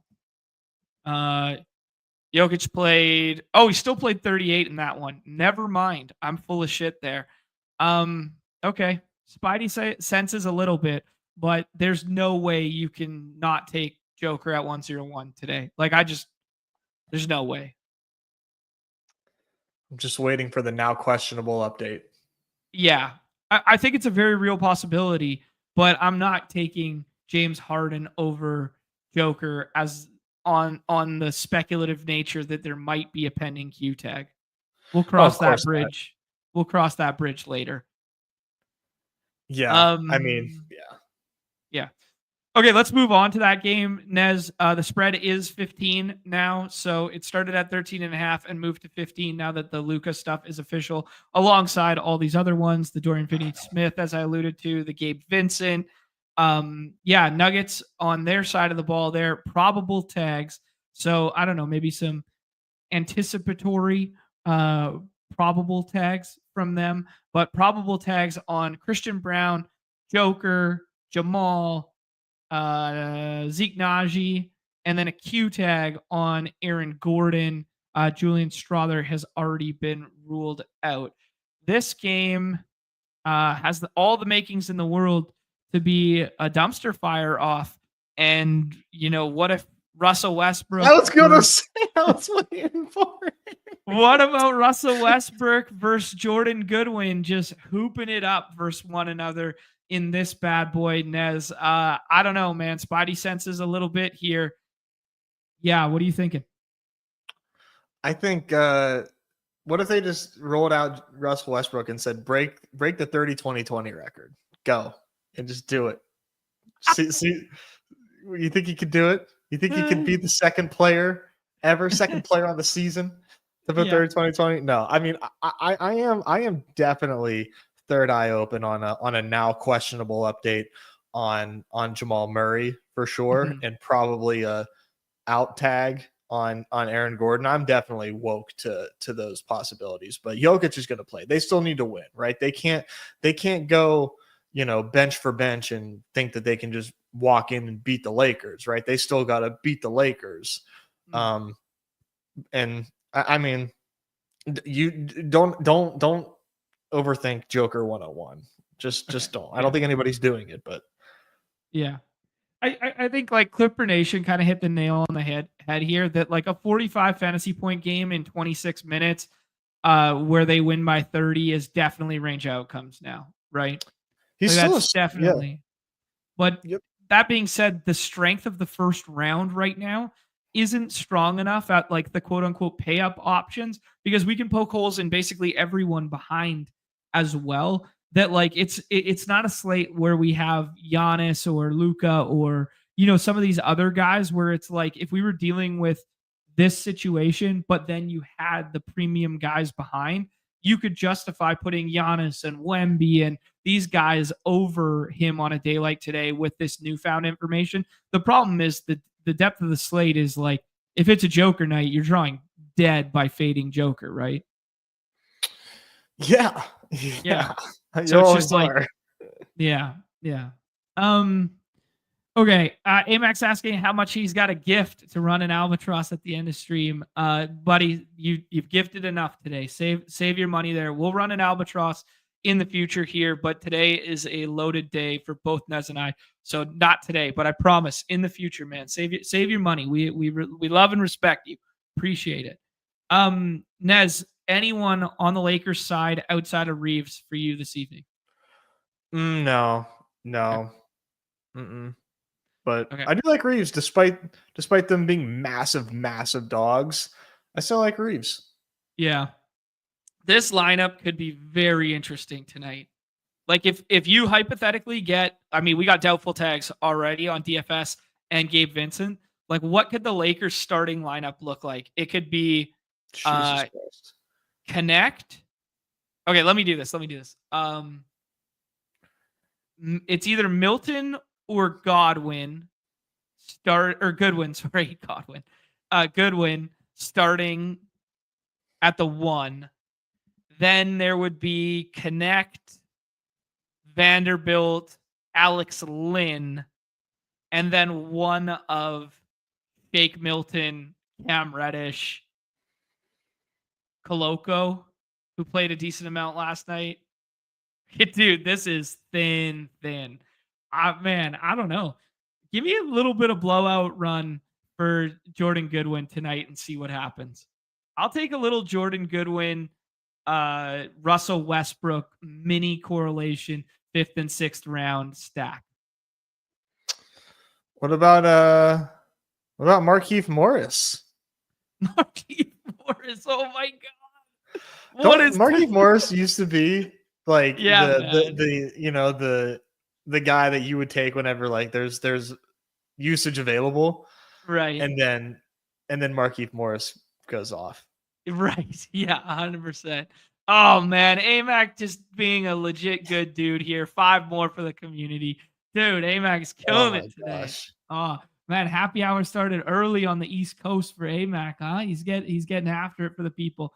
5 for the diplomatic answer. Much love, bro. Much love. Thank you for gifting those out and supporting the community. Nez, let's move on here. Jazz and Raptors, another high total, another decent pace, another tight spread here with the 2 point there and a 234.5. But I have no idea what to expect from the two tank off teams here. We already have some of these options ruled out for this evening. Grady Dick, Jonathan Mabo, Jakob Pertl, Jacoby Walter, Jared Roden, who played a million minutes a couple nights ago. I guess it was 2 slates ago. He played like a million minutes and scored a bunch of fantasy points, and now he's getting rested. We got Q tags on Scotty Bolway, aka Scotty Barnes, and Oji Akbaji. On the Jazz side, we got Keynote, Keontae George, and John Collins already ruled out, and then all the G Leaguers listed as out there. Yeah, very interesting, difficult one to parse through. I don't agree with Walker Kessler's current ADP right now. That being said, he did just break a slate. I'm a little skittish on all the minutes here, dude. I'm very scared. John, Mm-hmm. you need to run, not walk to the Walker Kessler podium whenever he is available. You need to Okay. embrace the fact that this dude is a freak and a beast, and he's going nuts tonight. No John Collins, no Keynote. The Jazz just got slapped on the fucking wrist for tanking, so they have to try for a game or two against a team that has a fine incoming. Mm-hmm. Kessler's such a good pick. All right. Okay. You and Johnny Football is both saying you want all the Kessler. All right. I got to mix in some Kessler there. I was taking Mark Williams over him. I was taking Jared Allen over him this morning. So that's where I was at. I was playing those two game environments. I am still scared of the tank off, but I do understand that he's going to project very well and that this is a really good spot for them. AMAC airing some grievances now that he has gifted out 25 memberships. That Montreal is not East Coast. I got to travel further east within Canada. All right, I respect it. I respect it. AP saying Kessler is like Zubac, but at a better cost. I mean, if he plays full, I can't fight you on that. If he plays full, I can't fight you on that. But I'm scared that nobody plays full in this game tonight, and everyone just plays, 25 mix and match. Both teams run 11 deep in the tank off. I hear you. I hear you. Anyone else that you want to get to here? Where are you comfortable taking Scotty Barnes? You talked about RJ Barrett in the last round for you earlier. Do you have any love for any other Jazz piece like Colin Sexton perhaps? Or what do you like? No, I don't want any Scotty Barnes at all here. Okay. No, I'm very, very much concerned about his availability, and if he's gonna play, he won't even play 30 minutes. Like we have that on pretty good authority. So yeah, I'm not taking Scotty Barnes here. Okay, cool. I'm gonna throw out one crazy name to you, or two crazy names to you. They both played alongside each other last time out. They both played north of 35 minutes. Orlando Robinson and Colin Castleton. Any love for potential, slate breakers in the last round that nobody's drafting, who one played 39 at the 4, and Orlando Robinson played 32 and scored 47 fantasy points there. With no Jakob Pertl tonight, I mean, maybe they just let these guys run and they have to play big against Walker Kessler on the other side. That's for you to tell people. I got nothing on that shit, bro. I think I would take the higher on both of their minutes over RJ tonight and over IQ. Does that make sense? Okay. Like Like, I think they'll both play more minutes. Now, obviously, from a fantasy rates perspective, the other guys are way better. They're fucking recycled G leaguers that have been on other teams and stuff like that. Well, in particular, Orlando Robinson, who we've talked about in the past with the Heat and stuff like that. But like, yeah, I think they're redacted plays. They're not here. But this is how far open my third eye is, Nez, tonight to this tank off. I really just don't see these guys who are good players playing meaningful minutes in this one. Yeah, I mean, I can respect that. All right, let's move on. Last game on the slate here, the late night hammer, the Kings and the Suns. Kings obviously have had guys with a bunch of ADPs that were really high yesterday, it being a 5-game slate, but now their second night back to back, and they're trying to hold off those Phoenix Suns from coming up into the play-in tournament against them. Suns as 3.5-point favorites at home here, which Nez found a little odd there. I don't know what that means for you, Nez, and why you think that's a little odd there. Maybe you can elaborate. But yes, this we're anticipating that we get Sabonis back. The Kings have not officially submitted as of the 1:30, 2:30. So I'll refresh here in 7 minutes time when we're doing a draft and seeing if we get an official submission, because they're pretty forthcoming with their stuff there. Basically, nobody on the Kings did anything impactful from fantasy terms last night against the Warriors. And then on the Suns side, we're probably going to get the same iteration of their lineup that we've been getting in recent memory here. We had a doubtful tag last time out on Richards. So Plumlee started at the 5, and then he promptly got ejected. But we're going to be dealing with a Grayson Allen doubtful tag and a Q tag on Nick Richards. Monty Morris also has a doubtful tag there. So I imagine we get the same, Plumlee at the 5.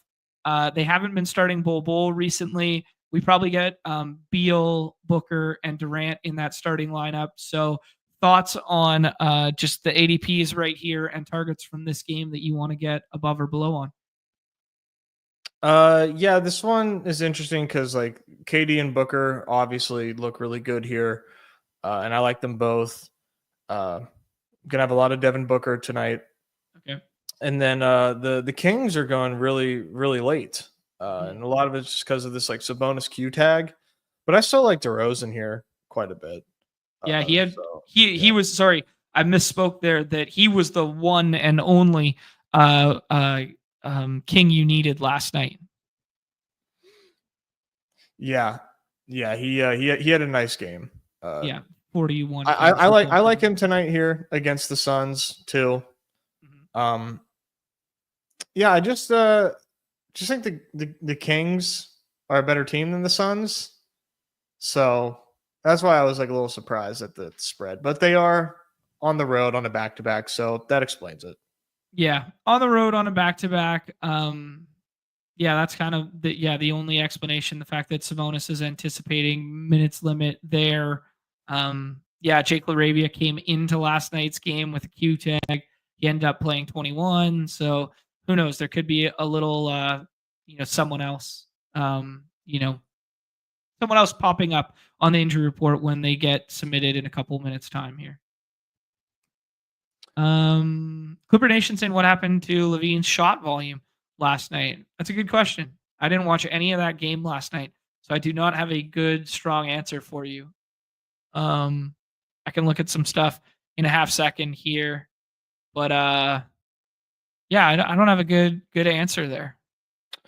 Yeah, I'm not entirely sure. He's just had a very not great start to his King career. Last night he played 31 minutes. I'll bring this up. Look at this. He was a dash 34 last night in 31 minutes. Holy shit. All the other starters, Monk was like a -1, Keegan Murray was a -14, DeRozan was a -11 and had the best night with 23 real life basketball points there, 41 fantasy points. He was a dash 34. Holy shit. Wow. That's not it. No, that is not it. And they elected to close small despite Kevin Looney closing for the Warriors, which is interesting because Joval played one little stretch of 1 minute in the entirety of the second half there. And then they put the garbage time guys out there. Wow. Wow. Yeah, I mean, he watch him pop off tonight though. Yeah. Here's an interesting point from Tuna in the chat that getting Levine destroyed Monk. Monk, we saw a couple ceiling games early in the season where he was the have to have it guy you needed with like 60 burgers and stuff. And in those matchups, some one or two were with Fox, but they were always missing like one piece. Even the nights where they've been missing like one piece, it has yet to be Levine here now in this new iteration of them. But yeah, Monk's ceiling has come way, way down, and the hashtag models have always overprojected Monk since the trade. Yeah, he's right. I mean, it's been tough sledding for like they all cannibalize one another. Right. That being said, with a flat 36 ADP tonight, I mean, we always talk about taking the cheapest one. Non-zero chance I get a Monk share or two this evening in the 6th round. All right, Nez. Fast break Friday. Woo. Kind of a Joker slate. No more Luka.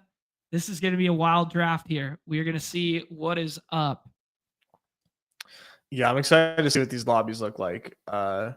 We do have a points, rebounds, and assist pick'em on Austin Reeves. Do you want to take a guess at what that is?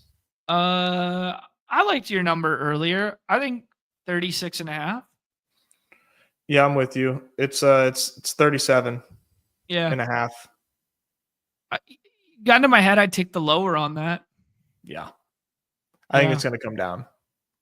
Yeah. No fantasy point yet because. What would you set the fantasy point one at? Let's do Oaks' job for him. Yeah. I would say 40. 43 and a half. Ooh, hammering the lower if you set it at 43 and a half. Yeah, I mean, I agree, but that's what that's just what the projections I think will be. Okay. Yeah, I think I'd put it at like 38.3 in the pick'em lobbies, and if I was building the hashtag models, I think I'd put it at like 39. Yeah, I was gonna say like 38, 39 is what I believe. Yeah. And is what I believe. But what do you think the minutes are for him tonight? Because here's the other thing is okay, let's do the count. That's already down to 35 and a half. Ooh, Bridges. Holy shit. All right, so we get Harden at 3 here. We've kind of been in agreement there. Let's do the count the bodies thing. Reeves, let's say Gabe Vincent and Dorian Finney-Smith sit. So Reeves, Lynn, Vanderbilt, Connect, Milton, Reddish, Goodwin. Jameson is questionable as well. So who knows for that backup 5 stuff. Koloko, who played last night, he'll play tonight, and Morris. That's 10. So even if they want to run like deep into garbage time, I think Reeves still has to play at least, like, say they're down 14 points at 6 minutes left in the third quarter. I think Reeves probably still has to play 28 to 30 total minutes, just given how thin they are. He's going to play way more than that, I think. I think that's like a floor. Right. No. My point's if they wave the white flag in the fourth. I think he gets a 32 if they get crushed. Okay. Nez, who do you like here? Mobley just went. Ant Edwards, Paulo. You said no to Edwards earlier. Durant, probably. Durant over this grouping. I agree with you there. Yeah.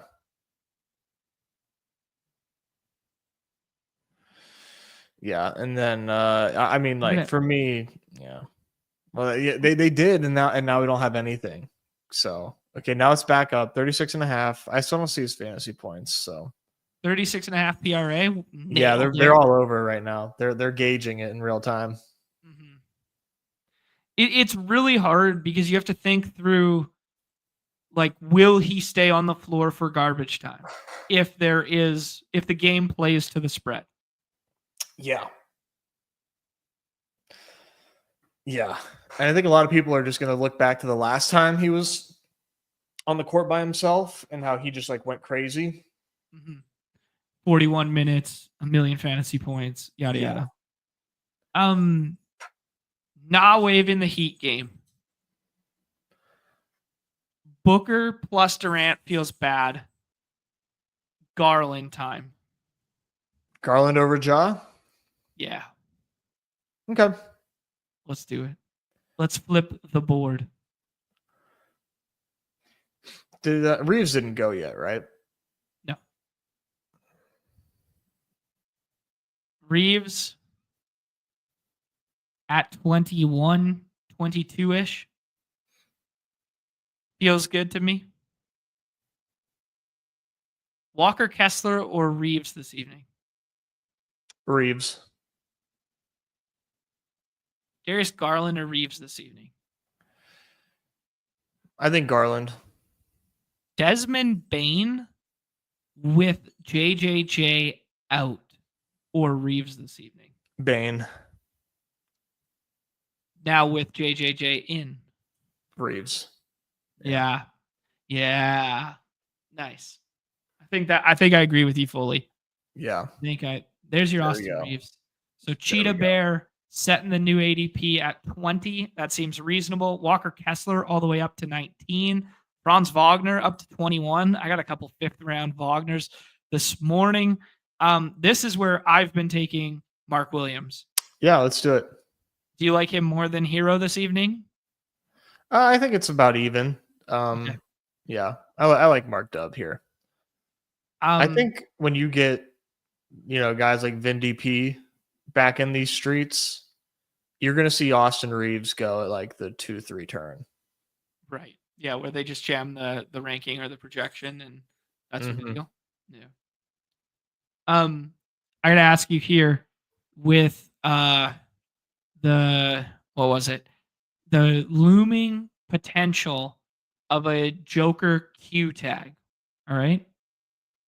Where would you take Jamal if his status stays probable? Wow. Let me think about that. Who do you like more, Sabonis or Jamal Murray? Jamal. All right, let's do the Jamal thing here. I mean, if that happened, Jamal Murray would be like a top 10 pick. Right. So, I mean, like, there's so much push-pull on this slate right now. This slate is a fucking dumpster fire. This is a beautiful disaster. This is a Shakespearean tragedy, this slate, Nez. So it's time for the the grinders to get back on top. This is the grinder slate here. Yeah, this is a true ball knowers slate. Interesting to see the Wood putting up Dyson Daniels ahead of Sabonis and at 28 there. Whoa. I don't love the Daniels matchup this evening. You don't say. I'm also a little skittish on Trey this evening in terms of the Chris Dunn matchup. We've talked about that a little bit. Actually, it's funny. The other night, Nez, we were talking about the Damian Mitchell ball knowers angle of that being a tough matchup for opposing guards. And then they just basically waved him and told him not to play basketball last time out. Like he didn't play like the second half very much. Ugh. Yeah, so I don't know what the Heat are trying to accomplish with their new decision making and their new lineups here. But yeah, Davion Mitchell did not start the second half. Oh, no, sorry. Did not play the entirety of the second quarter. Started the second half and then did not close. He played 17 minutes last time out. Yeah, that was frustrating. Yeah, that's gross. All right. We're both kind of in the camp that Siakam doesn't play this evening. I think DeRozan will project the highest of this grouping, but I kind of want to just take Castle or Okongwu. Let's go Castle. Yeah, I think Castle could see a nice increased handling role this evening. There's a little bit of correlation by being in the same game environment as Mark Williams. Who do you like more, Vassell or Castle this evening? So I took Vassell Mm-hmm. over Castle to start. And then I was just kind of thinking about it a little bit more. And I'm like, Vassell and Castle have had same median outputs on, less minutes for Castle. So I'm just thinking if you project more minutes for Castle, he looks better than Vassell. Yeah. I think I gotta agree with you there, dude. Don't you think? Yeah. If we're unless they're just gonna continue to not do the 30 minutes thing. Mm-hmm. No, they got him now. They got to see what they got in this kid. Their first round pick. Let the kid play. I know. Let them lock up that rookie of the year. Yeah. Ooh, Flynn with some ball knowing. Castle went off against Charlotte earlier this year. Fuck yeah. That's the ball knowing we need. Sacrilegious doesn't usually watch the hoops content, but wanted to pop by. Well wishes to you, Nez. One of the good guys in the community, Sacrilegious. Thank you, dude. I appreciate you, Sack. Thanks for coming by and giving me the well wishes. Appreciate the good vibes from everybody, Sack included, and you guys have just been very, very supportive. It's very cool to have all the support for the little guy that's coming. It's definitely not lost on me that you guys are like incredibly supportive. So that's very cool. And yeah, you guys remember those nice words that Nez says when he needs fucking babysitting help in 2 months' time right now. All right. Yeah. Here's the babysitting. Just putting the kid on camera. You guys just watching for me, all right? I'm gonna go. And then he just goes right in front of the mic. Yeah, copper price is 2025. Nez is having the baby. Why buddy pregnant? Why buddy? Why the buddy? Sick online, way too logged on callback.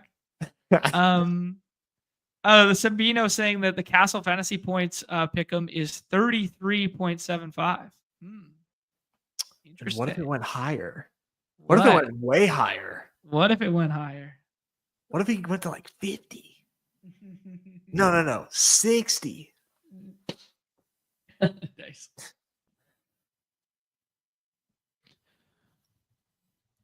Tell you what, if I will never run for president, but if I was president, first thing I would do is allow sliders on fantasy point pick'ems.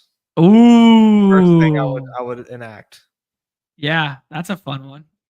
That might be a legality thing in terms of like bridging the gap between game of skill and betting. You know what I mean? Yeah.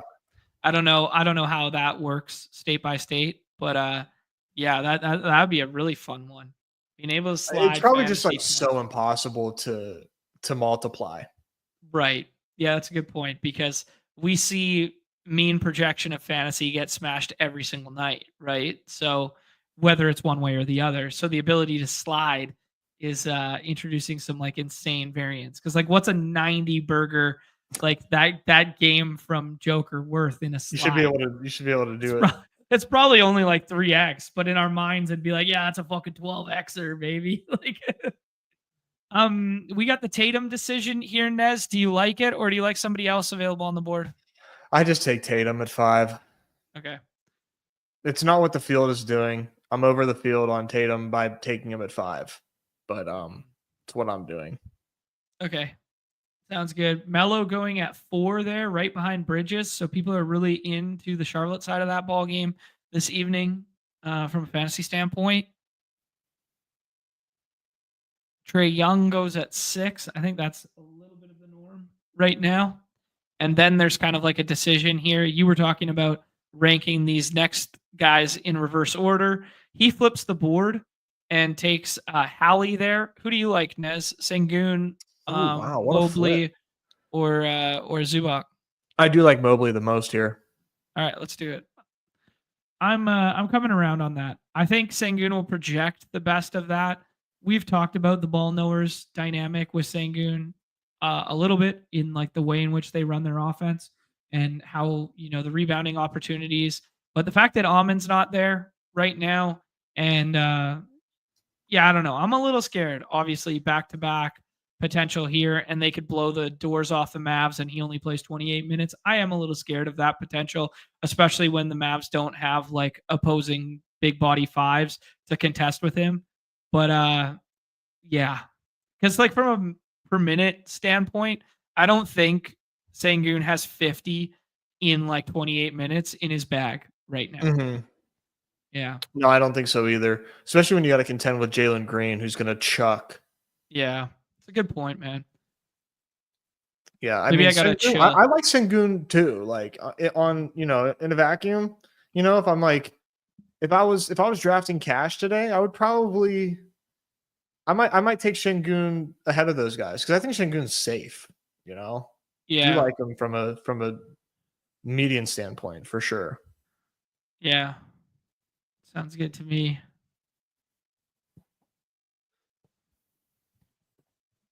There's a question for you in the chat. Certainly not for me. What is it? Are we worried about Tankanto minutes tonight? That is a John question. Oh God, I don't know, man. I don't know. What is that? What kind of question is that? I have no idea. Who does he play for? I don't even know. Toronto. I thought that was a real player. I'm so scared to like not I was know like, ball. I don't even. Yeah, we talked about the Toronto one earlier. I am very scared of that situation. Very scared. Jaw Kawhi. Which one you want? Jaw. Okay. Perfect. That was good, like I thought Tankanto was like a 10-day guy on the Raptors. And like 10-day backup 5. He does sound like he does sound like he could get 18 minutes tonight, Nez. Yeah. Hey, Kanto could ball, dude. I watched him play. He's nice on the high side, screen and roll. Yeah. I saw him at Eastern Illinois one time. And he used to play, dude, funny story, he used to play poker with his buddies. And he would come in with like 3 girls. Yeah. He's a stud. He's an absolute stud, big beauty. Did Reeves go?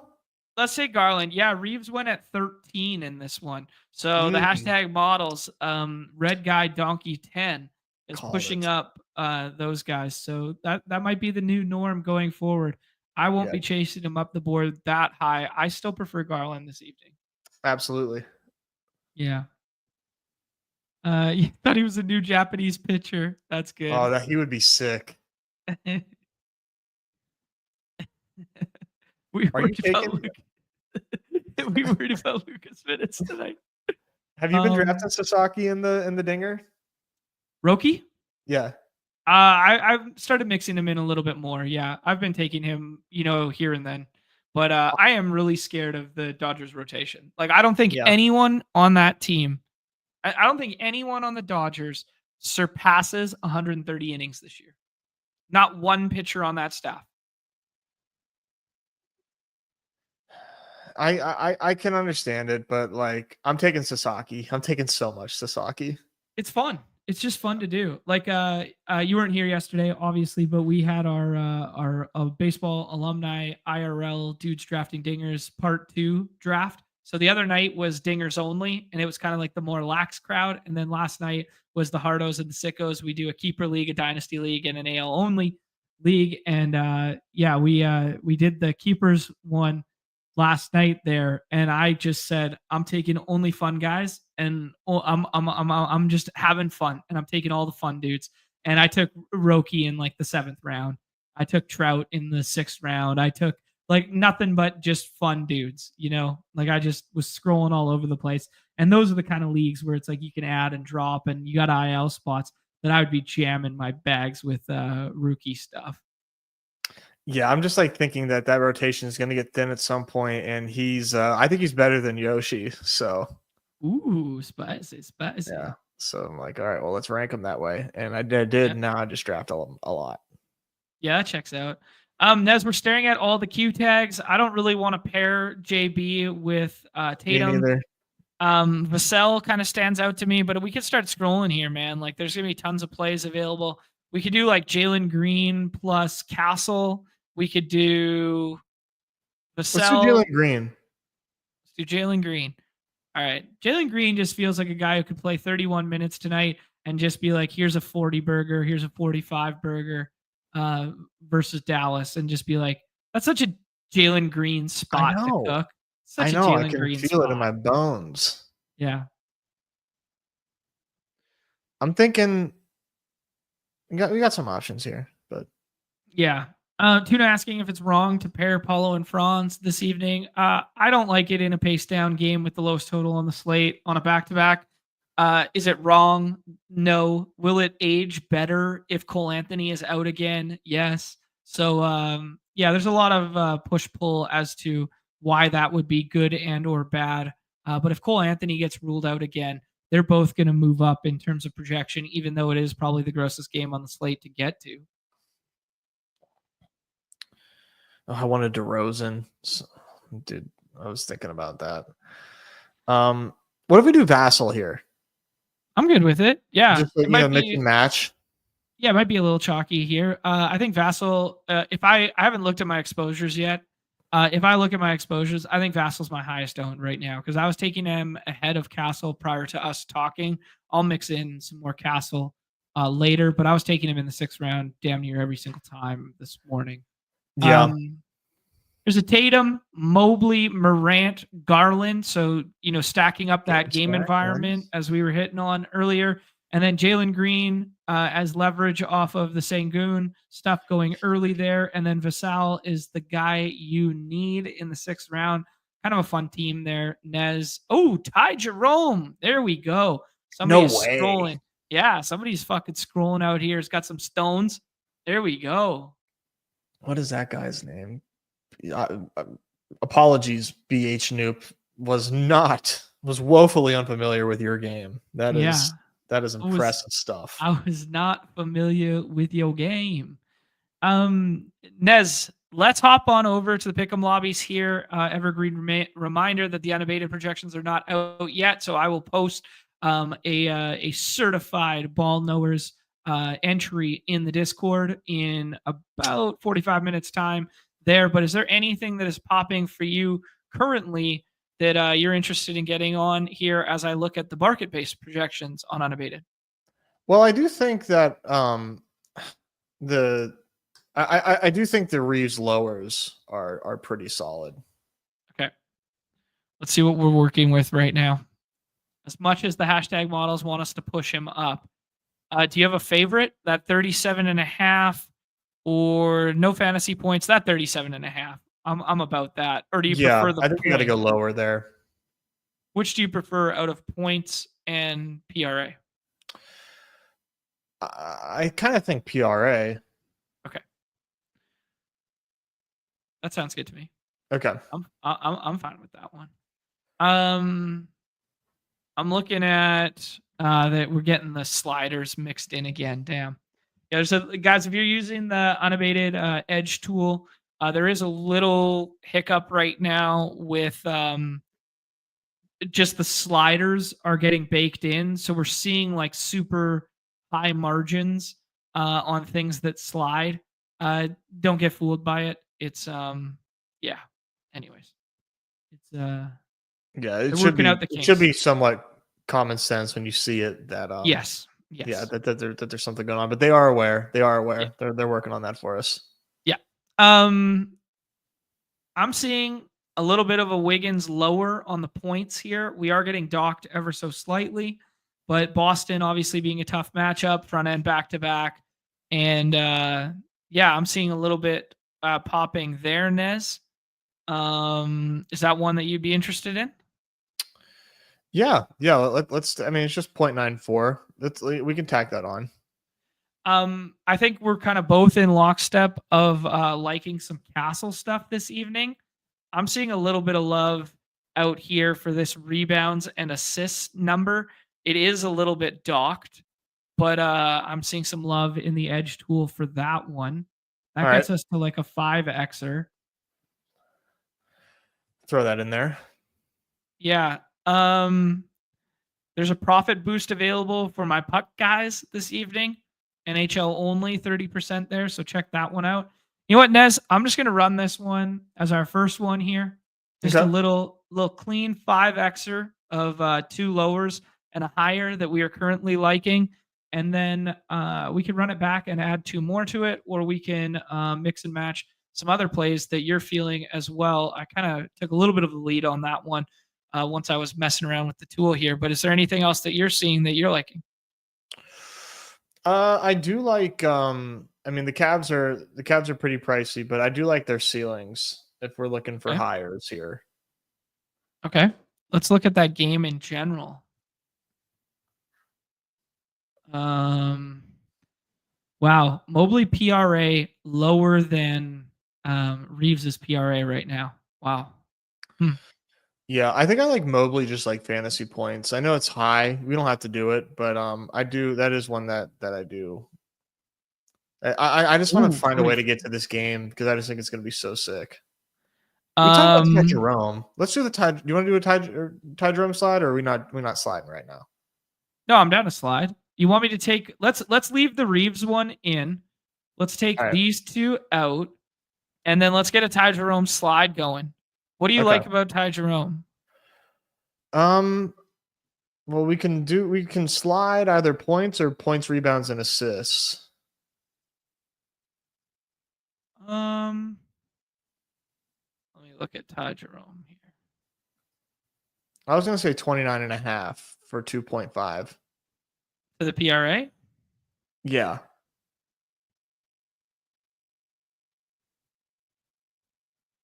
Let me think about the Cavs for a half second here. Hunter S first guy up. He's coming off rest. Jerome's coming off rest. He could come in quick for either Struce or Okoro. 21 minutes would probably be like my mean projection for Ty.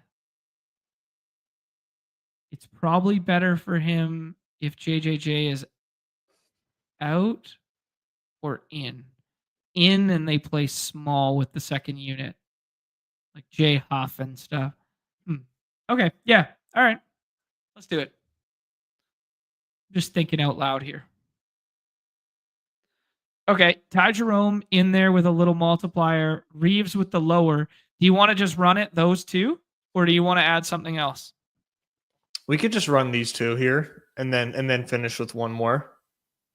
Okay, let's run those two together. A lot riding on Reeves right now. Do you want to leave either of these in for the last one, or do we have some new ideas? Let's go brand new. Let's go Okay. brand new.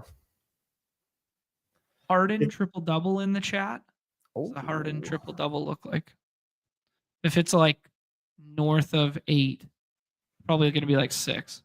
The 7. Not bad. If you don't like Kessler, you can take a Kessler lower on fantasy points. I think you'd probably like that. What's Kessler at right now? What do you think it is? His fantasy points? 38, yeah. 38. Okay.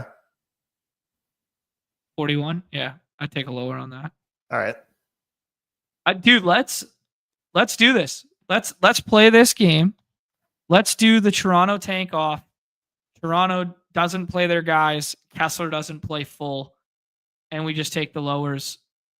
We don't think Scotty Bolway plays, but just take like the lowers on IQ and RJ. Yeah, I just worry that like if Scotty is in or Scotty is out, you know, like you could be missing. You know, I'm CLV pilled. I'm worried about missing value because like if he's out, these pick'ems are going to increase slightly. I think. Yeah, maybe. Yeah, it's true. Yeah, right now they're kind of like hedged to Scotty playing. You mean? So, yeah. still would take lowers on them. That's how sick I am right now. I'm like, Yeah. I hate these prices for these guys. Hold on. Let's do. Oh my gosh! Of course, we can't get anything on Russ right now. But what we can get is turnovers on Russ. So if we think that Russ is going to play a lot and he's just going to go nuts, like, do you think he turns the ball over 3 times? Oh, for sure. All right. Like undoubtedly. All right, let's do that. We'll play it that way. Okay. That's kind of fun. How do we spice this up? Let's see if they got anything else on Lakers. I like Jordan Goodwin hires. No, they only give us Connect and Reeves. Yeah. Kind of like Jordan Goodwin hires for sure. I think there's paths to Russ getting this, even if Joker and Jamal play, because you have the out tag potential from Christian Brown and the out tag potential from Aaron Gordon as well. Like, there's no way both of them play this evening. So Russ draws into the starting lineup.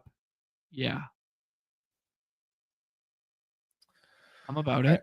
How do we get spicy? How do we get this thing little fuego? The Harden triple double makes this thing fire. Okay.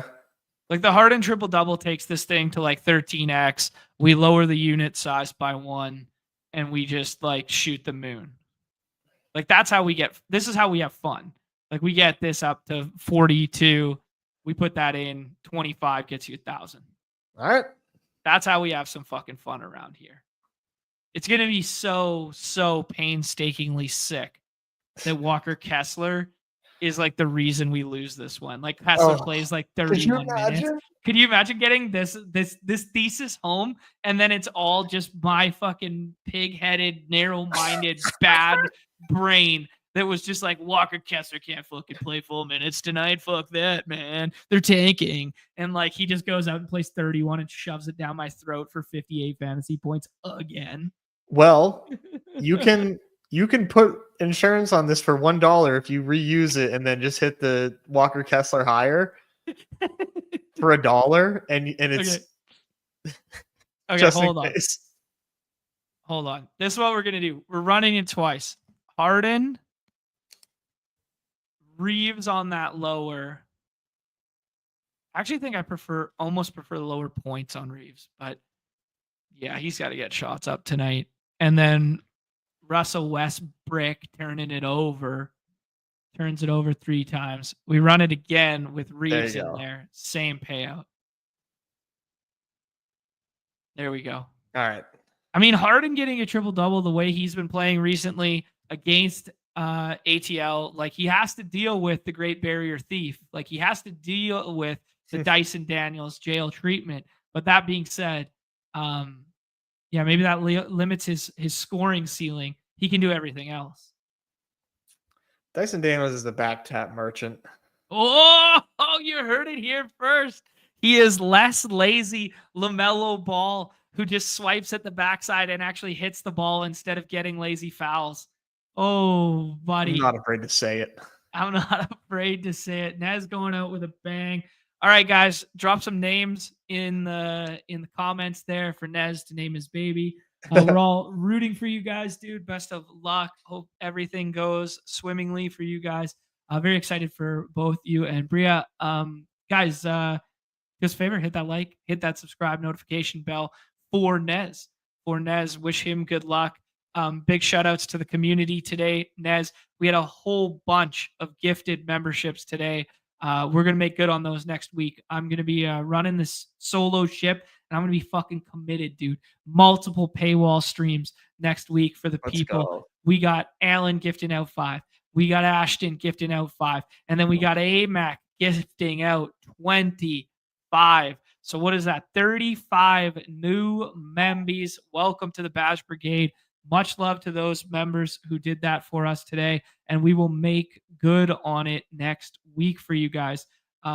Little teaser, Hayden will be on Thursday. If you've sat through this whole show all the way until now and you were still with us, you guys are lucky enough to have Hayden drafting big boards alongside me on Thursday. So really looking forward to that one. It's been too long since he had a baby as well. So yeah. But anyways, Nez, this is about you.